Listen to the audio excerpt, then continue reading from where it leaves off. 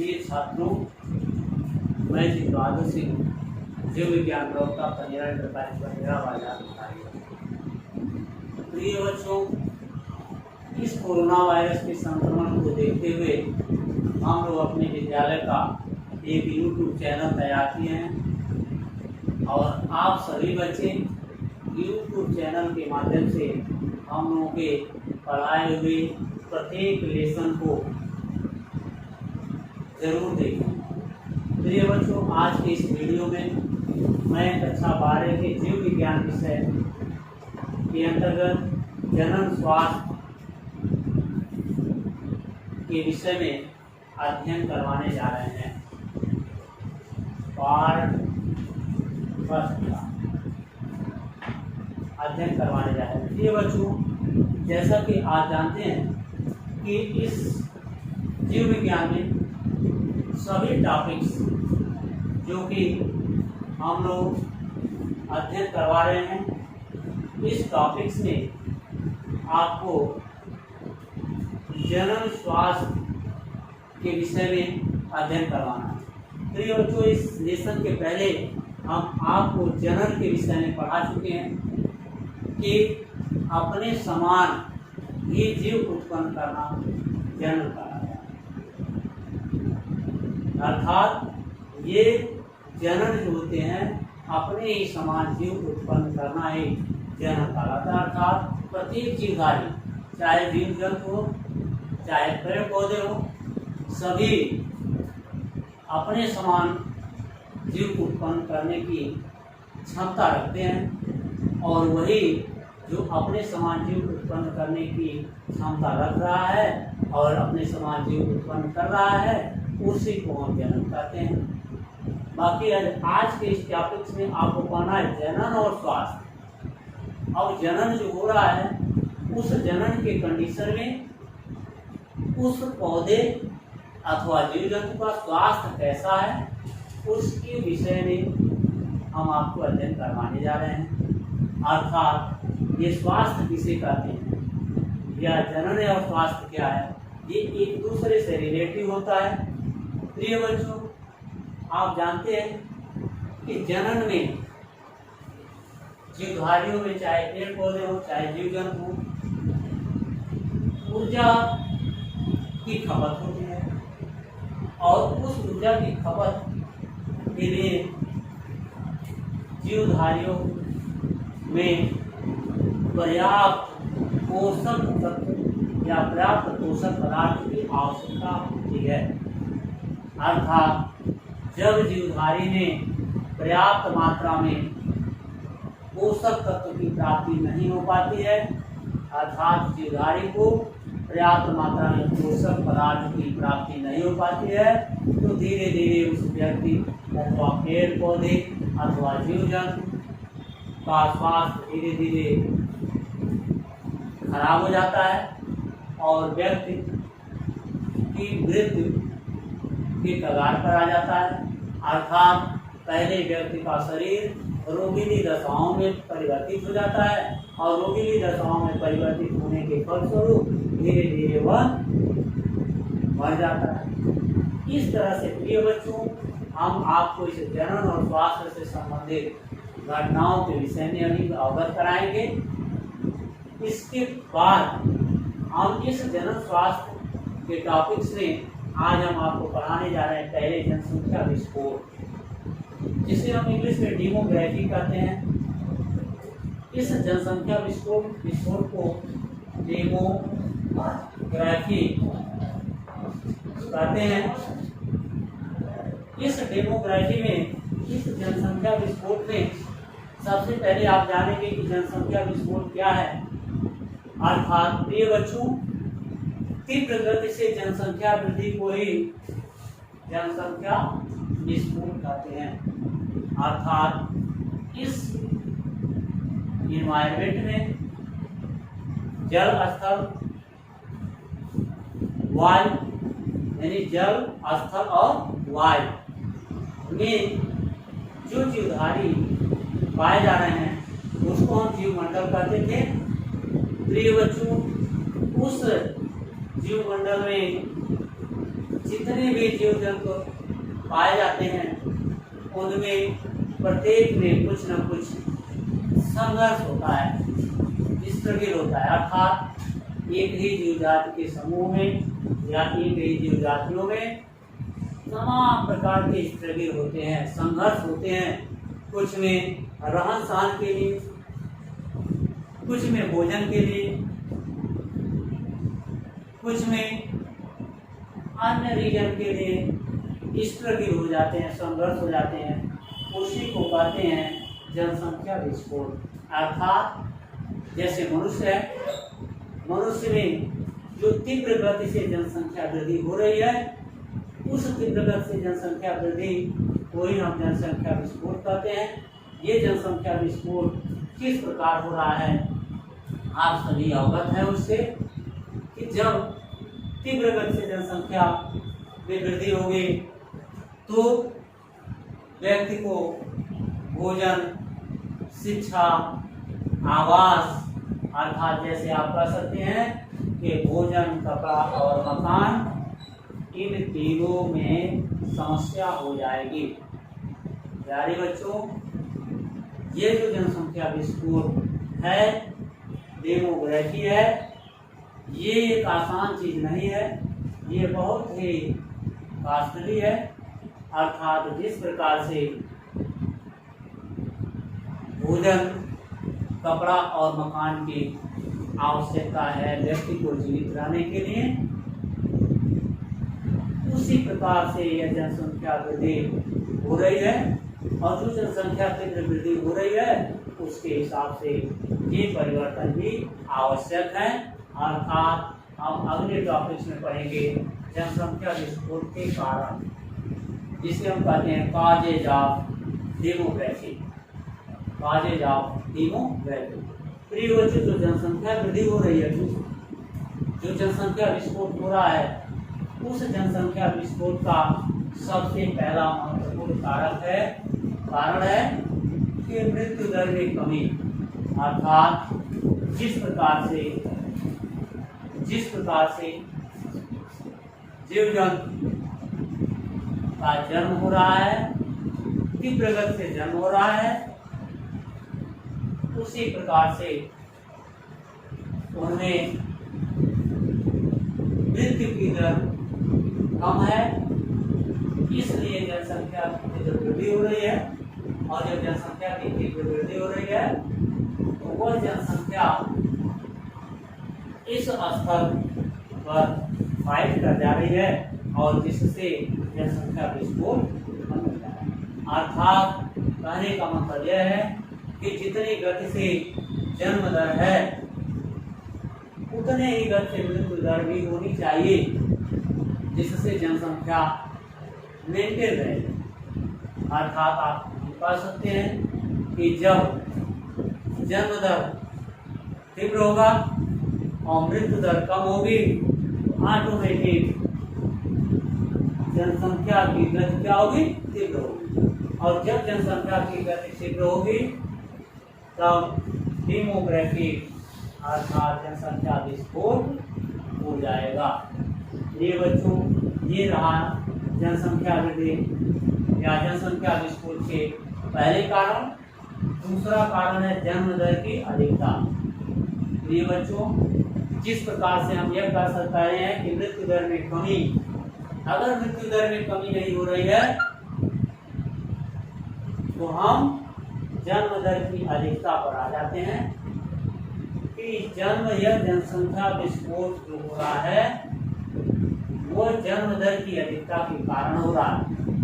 अर्थात प्रत्येक व्यक्ति को जो जीव जंतु है वो अपने समान जीव को उत्पन्न करने की क्रिया जनन कराते हैं।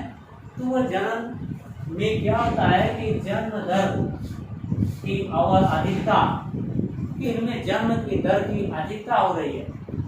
अगर वो जन्म दर की अधिकता को कम कर दिया जाए तो ये हमारा जो तीव्र गति से जनसंख्या की वृद्धि हो रही है वो तीव्र गति से जनसंख्या की वृद्धि नहीं होगी और जनसंख्या विस्फोट क्या होगा, धीरे धीरे कम हो जाएगा। किंतु जब ये जन्म दर में अधिकता होगी तो तीव्र गति से जनसंख्या का वृद्धि होगा और ये जनसंख्या विस्फोट अधिक होगा। प्रिय बच्चों, तीसरा कारण है कम आय में विवाह। आप सभी लोग जानते हैं कि भारत सरकार ने जो शादी विवाह करने की अवधि निर्धारित किया है, उस निर्धारण के अनुकूल व्यक्ति पालन नहीं कर पा रहे, अर्थात जब वह उस निर्धारित समय सारणी के अनुसार शादी विवाह का निर्धारण करेगा तो तीव्र गति से जनसंख्या की वृद्धि नहीं होगी, और जब तीव्र गति से जनसंख्या की वृद्धि नहीं होगी तो जनसंख्या का विस्फोट नहीं होगा, अर्थात जब कम आय में विवाह होगा तो कम आय में विवाह के फलस्वरूप जनन की अवधि तीव्र होगी, और जब जनन की अवधि तीव्र होगी तो जन्म दर की अधिकता होगी, और जब जन्म दर की अधिकता होगी तो फिर तीव्र गति से जनसंख्या की वृद्धि होगी, और जब तीव्र गति से जनसंख्या की वृद्धि होगी तो जनसंख्या विस्फोट अवश्य होगा। प्रिय बच्चों, इस जनसंख्या विस्फोट का चौथा कारण है यौन परिपक्वता, जिसे हम कहते हैं सेक्सुअल प्यूबर्टी। प्रिय बच्चों, ये जो यौन परिपक्वता है ये भी महत्वपूर्ण कारक है, इस जनसंख्या विस्फोट का महत्वपूर्ण कारक है, क्योंकि जब वह यौन परिपक्व होने के फलस्वरूप शादी विवाह होगी तो कम समय में अधिक समय में संतान की उत्पत्ति होगी, और उनकी भी यौन परिपक्वता के फलस्वरूप शादी विवाह होगा, जिससे अधिक समय के बाद संतान की उत्पत्ति होगी, अर्थात तब जन्म दर में कमी आएगी, और जब जन्म दर में कमी आएगी तो जनसंख्या की वृद्धि कम होगी, और जब जनसंख्या की वृद्धि कम होगी तो जनसंख्या विस्फोट कम होगा। प्रिय बच्चों, पांचवा कारण है निम्न सामाजिक स्तर। प्रिय बच्चों, व्यक्ति का सामाजिक स्तर जब निम्न स्तर का होगा तो उसकी बुद्धि विवेक भी निम्न स्तर का होगा, और वह भारत सरकार के मानक के विपरीत, अर्थात जो एज निर्धारण है उस एज निर्धारण के विपरीत ही वह कम उम्र में ही शादी विवाह करेगा, और जब शादी विवाह कम उम्र में करेगा तो वह जन्म दर की अधिकता होगी, और जब जन्म दर की अधिकता होगी तीव्र गति से जनसंख्या की वृद्धि होगी, और जब तीव्र गति से जनसंख्या की वृद्धि होगी तो ऑटोमेटिक जनसंख्या विस्फोट होना है। प्रिय बच्चों, छठवां रीजन है निरक्षरता। बहुत ही इंपॉर्टेंट पॉइंट है निरक्षरता। प्रिय बच्चों, निरक्षरता जो होती है वो जनरल स्वास्थ्य में अर्थात जनसंख्या विस्फोट का सबसे महत्वपूर्ण कारक होता है कि जब व्यक्ति पढ़ा लिखा होगा, साक्षर होगा, तो वह भारत सरकार के मानक के अनुरूप शादी विवाह करेगा, और वह जनसंख्या वृद्धि को देखते हुए एक लड़का या एक लड़की की उत्पत्ति करेगा। अगर इस तरह से सभी लोग साक्षर हो जाएं तो शायद जो तीव्र गति से जनसंख्या की वृद्धि हो रही है वह तीव्र गति से जनसंख्या की वृद्धि नहीं होगी, और जो जनसंख्या का विस्फोट होगा वह नहीं हो पाएगा। प्रिय बच्चों, सातवां है सामाजिक रीति रिवाज। ये भी महत्वपूर्ण कारण है। सामाजिक रीति रिवाज को देखते हुए भी व्यक्ति जब अपने स्तर के हिसाब से कार्य करता है तो उसका कार्य तीव्र गति से होता है, और जब वह अपने सामाजिक स्तर को देखते हुए कार्य नहीं कर पाता है तब वह जो है तीव्र गति से जनसंख्या में वृद्धि करता है, और तीव्र गति से जब जनसंख्या में वृद्धि करता है तो वह जनसंख्या विस्फोट उत्पन्न करता है। ये बच्चों, आठवां रीजन है खाद्यान्नों की प्रचुरता। आठवां है खाद्यान्नों की प्रचुरता।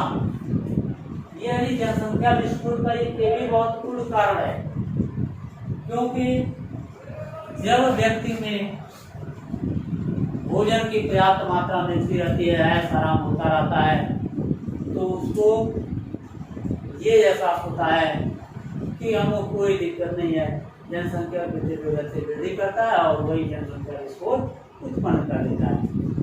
9वां पॉइंट है सामुदायिक स्वास्थ्य सेवाओं एवं कार्यक्रम। सामुदायिक स्वास्थ्य केंद्र, सामुदायिक स्वास्थ्य केंद्र। प्रिय बच्चों, ये तीव्र जनसंख्या वृद्धि का एक कारण है कि सामुदायिक स्वास्थ्य केंद्रों में अनेक महामारी जो आ रही है, इतना यह सामुदायिक स्वास्थ्य केंद्र डेवलप हो गया है कि जो भी महामारी आ रही है उस महामारी से लड़ने के लिए क्षमता युक्ति कर दे रहा है। इसलिए ये भी एक जनसंख्या वृद्धि का कारण है। प्रिय बच्चों, अब जनसंख्या वृद्धि पर नियंत्रण करने के लिए कंट्रोल ऑफ डेमोग्राफी, जिसे हम कहते हैं कंट्रोल ऑफ डेमोग्राफी। अब हम इस जनसंख्या जो विस्फोट हो रहा है, उस विस्फोट में जनसंख्या वृद्धि पर नियंत्रण करना हमको तो किस प्रकार से करेंगे? Because of control of demography ये है। प्रिय बच्चों, पहला पॉइंट है आत्मसंयम। ये आत्मसंयम जो होता है वह जनसंख्या वृद्धि को रोकने का एक सबसे महत्वपूर्ण कारण होता है कि आत्मसंयम का मतलब कि दूरी बना करके रहना, अर्थात कि जब संतान की उत्पत्ति करना है उस हिसाब से अपना संयम बनाना है। इस प्रकार से जनसंख्या वृद्धि पर कंट्रोल किया जा सकता है। दूसरा है रासायनिक औषधियाँ। अगर आप संतुलित जीवन व्यतीत नहीं कर पा रहे हैं तो ये रासायनिक औषधियाँ हैं।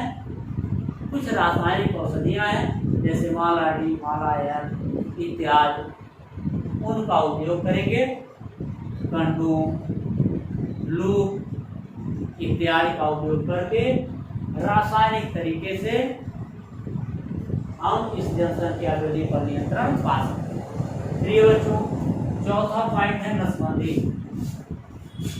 अगर आप ऐसा देखते हैं कि न आत्मसंयम बरत पाते हैं और न रासायनिक औषधियों का उपयोग कर पाते हैं, न कंडोम, लूप इत्यादि का उपयोग कर पाते हैं, तो ऐसी स्थिति में दो कंडीशन आता है।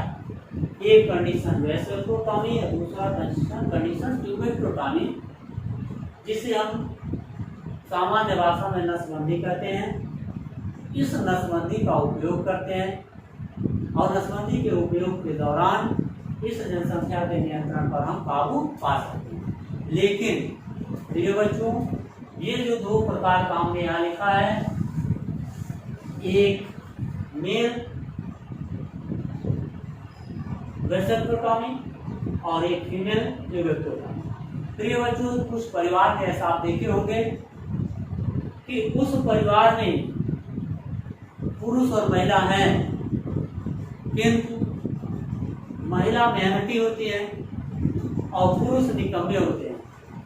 उस परिवारों में पुरुष निकम्मे हैं और महिलाएं मेहनती हैं, तो उस परिवार के लिए पुरुष नसबंदी, जिसे वेसेक्टोटॉमी कहते हैं, इस वेसेक्टोटॉमी का उपयोग करना उचित होता है।